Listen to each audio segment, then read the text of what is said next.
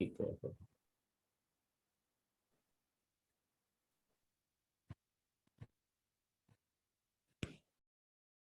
Okay, till now we have completed metals. What are the metals? Their physical properties, their chemical properties.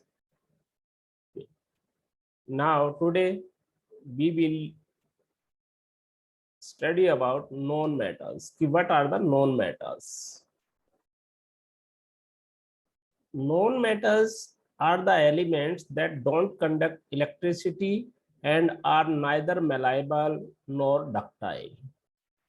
So there was a physical property of metals. The one of the most important physical properties of metal is that metals are malleable and ductile. But जो non metals होते हैं they are neither malleable nor ductile. It means ये है कि जो metals होते हैं उनका आप दूसरे जो सब्सटेंस है उनको तोड़ के ब्रेक करके कोई नई चीजें अलग से चीजें नहीं बना सकते हैं. जैसे एल्यूमिनियम का, आयरन का हम बनाते हैं, या फिर वायर्स वायर्स बनाते हैं आप इनसे. तो वो नहीं कर सकते हैं. तो जो मेलाइबल और डक्टाइल ये नहीं होती है नॉन मेटल्स. तो हमने मेटल्स में जैसे हमने पढ़ा था कि metals are good conductors of electricity and they are malleable and ductile. But non metals are the elements that don't conduct electricity and they are neither malleable nor ductile. So there are some examples of the metals: carbon, sulfur, phosphorus, silicon, hydrogen, oxygen, nitrogen, bromine, neon, and argon. These are some examples of the known metals. Known metals are the elements which form negative ions by gaining an electron. इसलिए जो non metals होते हैं उनको electronegative elements भी बोलते हैं, because वो electron gain करते हैं और नेगेटिव आयंस बनाएंगे, क्योंकि जितना भी लेंगे उतना देना ही पड़ेगा किसी को. ठीक है, तो पॉजिटिव नेगेटिव से चलते रहते. इलेक्ट्रॉन अगर देंगे आप तो कुछ आयंस आपको नेगेटिव है वो रिलीज भी करने पड़ेंगे, ट्रांसफर करने पड़ेंगे. तो ये जो नॉन मेटल्स होते हैं वो इलेक्ट्रॉन आयंस गेन करते हैं, इसलिए इनको और नेगेटिव आयंस फॉर्म करते हैं, इसलिए इनको इलेक्ट्रोनेगेटिव एलिमेंट्स बोलते हैं. ठीक है, तो non metals are bad conductors of electricity and not neither malleable nor ductile, and these are known as electronegative elements because they form negative ions by gaining an electron. Now let's discuss the physical properties of non-metals one by one. Like we have studies physical properties of metals. That hardness is one of the most important properties of metals or non metals. तो हमने जैसे metals में हमने study किया था कि metals are hard, some metals are soft, but totally non metals, कुछ एक मेटल्स को छोड़ के, एक आधा मेटल्स ऐसा है जिसको छोड़ के बाकी सब जो नॉन मेटल्स है they are in general soft. Means ज्यादा हार्ड नहीं होते हैं नॉन मेटल्स. तो non metals are soft, they are not hard. एक diamond is an exception. Diamond एक ऐसा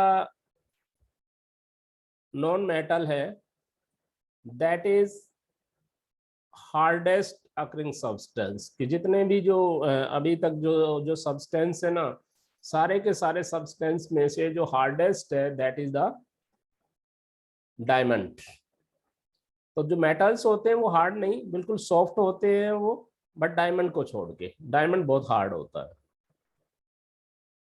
नॉन मेटल्स तीनों स्टेट में हो सकता है, it may be solid, liquid और गैस।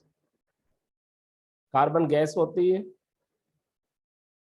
ठीक है, तो सॉलिड, लिक्विड एंड गैस। तो जो डायमंड है, जैसे डायमंड बहुत हार्ड होता है, it's very solid in nature, इसको कट करने के लिए अलग जो इंस्ट्रूमेंट्स है वो यूज किए जाते हैं, लीड से बनाए जाते हैं। तो दीज आर सॉलिड, लिक्विड और गैस, तीनों स्टेट में ही होते हैं। लस्टर, लेस्ट्रे, लेस्ट्रे एक प्रॉपर्टी होती है, वो प्रॉपर्टी ये शो करती है कि कोई भी जो मेटल्स होता है ना, वो कितना शाइनी होता है।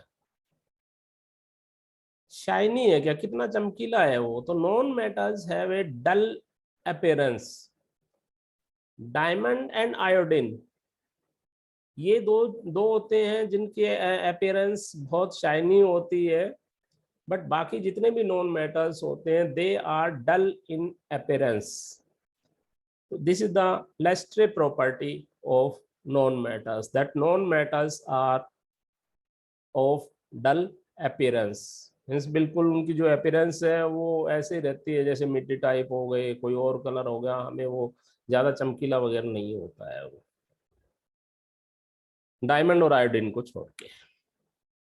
देन सोनोरिटी, सोनोरिटी मेटल्स की जो प्रॉपर्टी है, that is the they are metals are sonorous. Sonorous means they produce sound, but यहाँ पे non metals are not sonorous, they don't produce a typical sound on being hit। अगर आप non metals को अगर आप hit भी करते हैं तो कोई साउंड नहीं आता है, they are not sonorous।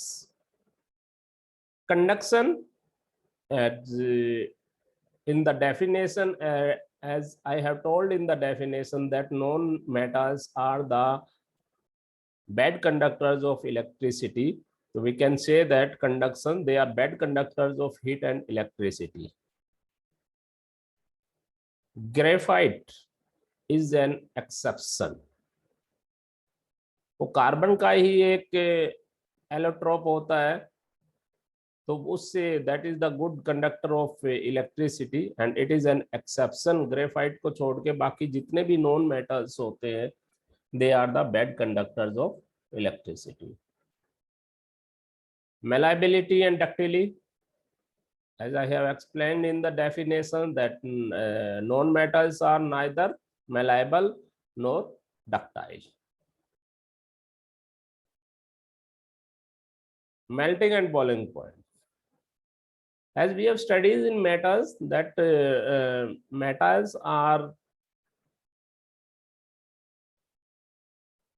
metals have high boiling and melting point, but non-metals have low melting and boiling points। Low melting and boiling points। Density, they are of the low dense। metals high density होता है, but इसमें low density होती है non metals की। and color, these non metals are in many colors। जैसे हमने ये find out किया था कि non metals में मैंने बताया था कि metals are in gray in color, but these non metals are in many colors। So till now this is the clear that the physical properties of non metals: hardness, state, luster, sonority, conduction, malleability, ductility, melting and boiling point, density, color। Now 2 or 3 more points are to be studied, and they keep in mind carbon in the form of graphite is non-metal which conduct electricity।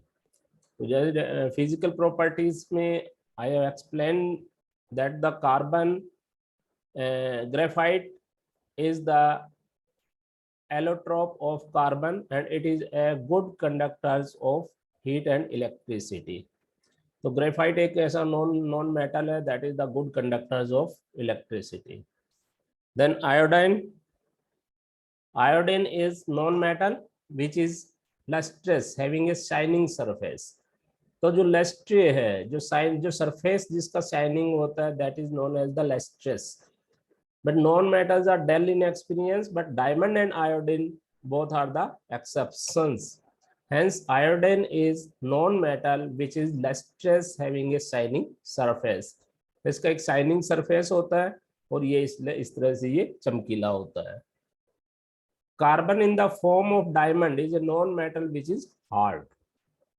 तो diamond is hard, hardness है. बाकी जितने भी non metals है, all metal non metals are soft in nature, but diamond is hard. It is an exception. And non metals have low melting and boiling point, but diamond is an exception which has very high melting and boiling point. These are the physical properties of non metals. Now chemical properties of non-metal. Just like the metal react when it comes in with another metals. So just like what happens when non-metals come in contact with other metals, then what happens?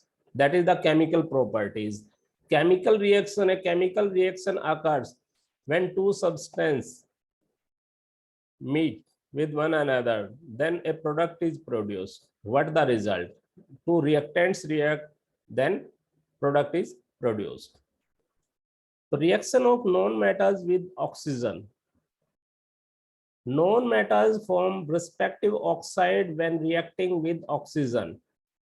ये oxide produce होता है इसमें, non metal plus oxygen. अब non metal में हम carbon ले लेते हैं, C is for carbon. Carbon is a non metal. When carbon react with oxygen O2, then it produce what would produce? Carbon dioxide, CO2, means oxide is produced plus heat. तो यहाँ पे ये main है कि जब non metals है वो oxygen के साथ मिलता है, then what happens? तो reaction of non metals with oxygen, it would produce oxide and heat. So like example is the carbon plus oxygen, carbon dioxide plus heat. And when carbon is burnt in an insufficient supply of air, it forms carbon monoxide. ये भी यहाँ पे पिछले last में आप देखो कि carbon जब ऑक्सीजन के साथ मिलता है, सिंपल ऑक्सीजन के साथ, कुछ ज्यादा हीट नहीं होती है, नॉर्मल ऑक्सीजन के साथ, then carbon dioxide is produced plus heat. But when a carbon is burnt in an insufficient supply of air, ज्यादा हवा नहीं है वहां पे, अगर कार्बन को आप जलाते हैं तो वो कार्बन मोनोऑक्साइड बन जाती है. जैसे कि कई बार जो अंगीठी वगैरह में आग लग जाती है जो घरों में होती है, उसमें वो कार्बन मोनोऑक्साइड है. बंद कमरे में अगर आप कोई भी जो कार्बन जलाते हैं बंद कमरे में, तो वहां तो इनसफिशिएंट सप्लाई ऑफ एयर होती है, तो जो भी प्रोड्यूस होगा that is the carbon monoxide. तो carbon monoxide is a toxic substance. Carbon monoxide is a toxic substance है, ये बहुत खतरनाक होता है, जहरीला होता है ये. तो 2C plus O2, 2CO, carbon monoxide plus heat. Sulphur gives sulphur dioxide when resulting with oxygen. अगर सल्फर ऑक्सीजन के साथ रिएक्ट करेगा तो सल्फर डाइऑक्साइड है. S plus O2, SO2. But when hydrogen reacts with oxygen, it gives water. 2H2 plus O2, 2H2O. तो hydrogen gas water वो oxygen से react करेगा तो it gives water.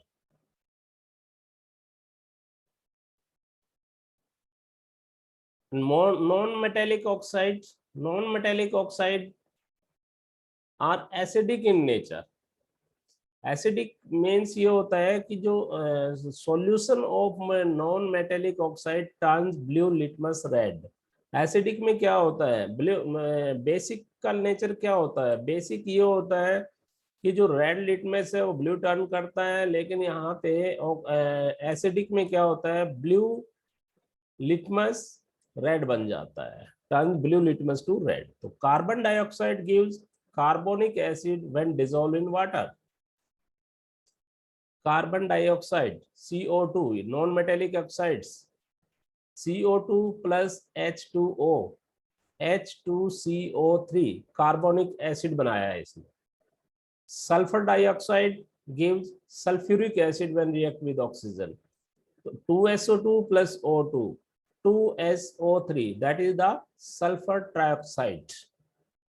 SO3 plus H2O, H2SO4, sulfuric acid. तो ये जो non metallic oxide है are acidic in nature. तो carbon dioxide gives carbonic acid when dissolve in water, और sulphur dioxide gives sulphur acid when dissolve in water, and sulphur dioxide gives sulphuric acid when react with oxygen. तो जितने भी non metallic है ये acidic होते हैं. Metals जो होते हैं they are basic in nature. Then reaction of non-metals with chlorine. वो तो ऑक्सीजन के साथ क्या क्या कैसे रिएक्ट करते थे वो, बट अब यहाँ पे क्लोरीन के साथ क्या क्या रिएक्शन होगा उनका. तो जब किसी भी क्लोरीन गैस के साथ कोई भी नॉन मेटल रिएक्ट करता है, then chloride will produce. Non metal plus chlorine, non metal chloride. तो जैसे हाइड्रोजन है H2 प्लस Cl2, क्लोराइड हो गया. It gives 2HCl, hydrogen chloride, HCl, hydrogen chloride. और हाइड्रोजन क्लोराइड क्या है, वो एक एसिड है. और जो एसिडिक नेचर है वो किसका होता है, नॉन मेटल्स का. तो ये चीजें आपको याद रखनी है कि acidic non metals are acidic in nature.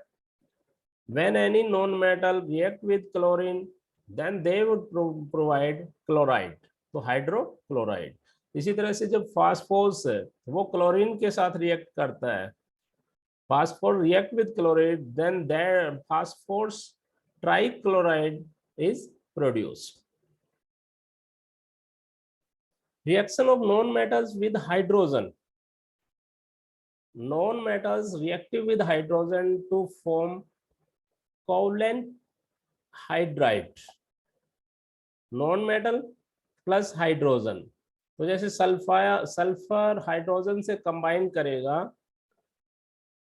तो जो कोवलेंट हाइड्राइड बनेगा that is known as a hydrogen sulphide.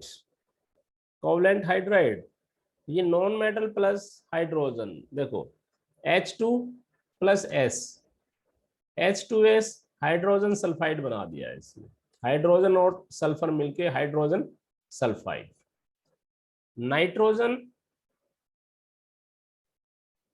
भी अमोनिया, कोवलेंट हाइड्राइड अमोनिया बनाएगा. Nitrogen combine with hydrogen in the presence of iron catalyst to form covalent hydride ammonia. जैसे N2 है nitrogen plus H2 hydrogen के साथ react करेगा तो ये क्या बनाएगा, NH3 नाइट्रेट, हाइड्राइड नाइट्रेट या हाइड्राइड अमोनिया कह सकते हैं इसको. और एक और प्रॉपर्टी है कि non metal don't react with water to evolve hydrogen gas. Water या स्टीम, जब भी नॉन मेटल्स को वाटर या स्टीम के थ्रू पास किया जाता है या उसके साथ जब उनका रिएक्शन करते हैं तो ये हाइड्रोजन गैस नहीं बनाता है. Don't react with water to evolve hydrogen gas के लिए. और ये डाइल्यूट एसिड के साथ भी कोई रिएक्ट नहीं करता है non metals. Non metals don't react with dilute acids. Then reaction of metal and non metals, वही एसिड एंड बेस का. तो many metals form ionic bonds when they react with non metals. Ionic compounds भी क्या कहते हैं उनको. अब यहाँ पे ये एक और मैं आपको डेफिनेशन बताऊंगा कि व्हाट आर द आयंस. कोई भी जो चार्ज्ड एटम होता है, atoms are the smallest unit. Atoms, कोई भी चार्ज एटम्स होता है, व्हेन पॉजिटिव और नेगेटिव चार्ज एटम, कोई भी नेगेटिव या पॉजिटिव चार्ज एटम है उसको आयंस बोलते हैं. जैसे किसी भी एटम वो एलिमेंट पे लगा हुआ है माइनस साइन या प्लस साइन, तो that is the ions. Ions are formed because of loss और गेन ऑफ इलेक्ट्रॉन्स। तो जैसे non metals they are the electronegative elements, उनको बोलते हैं इलेक्ट्रोनेगेटिव एलिमेंट्स, इसीलिए बोलते हैं उनको that they control gains of electrons, electrons gain करते हैं। तो atoms form ions obtained by the electric configuration of nearest noble gas, जो भी उसके गैस है, नोबल गैस, जो भी हमारे गैस है जिसके साथ भी वो रिएक्ट करेंगे उसके नियरेस्ट। तो positive ion is formed because of loss of electrons by an atom, और negative ion is formed because of gain of an electron. Negative ions या पॉजिटिव आयंस, पॉजिटिव आयंस कब फॉर्म होते हैं? जब कोई भी एटम एक इलेक्ट्रॉन का लॉस करता है, loss of electron by an atom. Negative ion is formed when an atom gains electron. तो यहाँ पे जैसे एक एग्जांपल है, sodium form sodium ion Na plus, ऊपर आ गया प्लस साइन है, तो ये क्या करेगा? Loss of an electron, because of loss of one electron one positive charge comes over sodium. ये Na के ऊपर वन पॉजिटिव साइन आ गया इसके ऊपर। इसी तरह से magnesium forms positive ion because of the loss of two electrons. तो जितने इलेक्ट्रॉन्स लॉस होंगे उतने ही आयंस बन जाएंगे, जितने इलेक्ट्रॉन्स लॉस होंगे उतने ही पॉजिटिव आयन बन जाएंगे, जितने इलेक्ट्रॉन्स गेन होंगे उतने ही नेगेटिव आयंस बन जाएंगे। तो negative ion is formed because of gain of an electron. तो chlorine gains one electron in order to achieve a stable configuration. The loss of one electron, chlorine gets one negative charge over it, forming chloride ions. तो ये आज का ये topic यहीं तक है आपका, आयोनिक बॉन्ड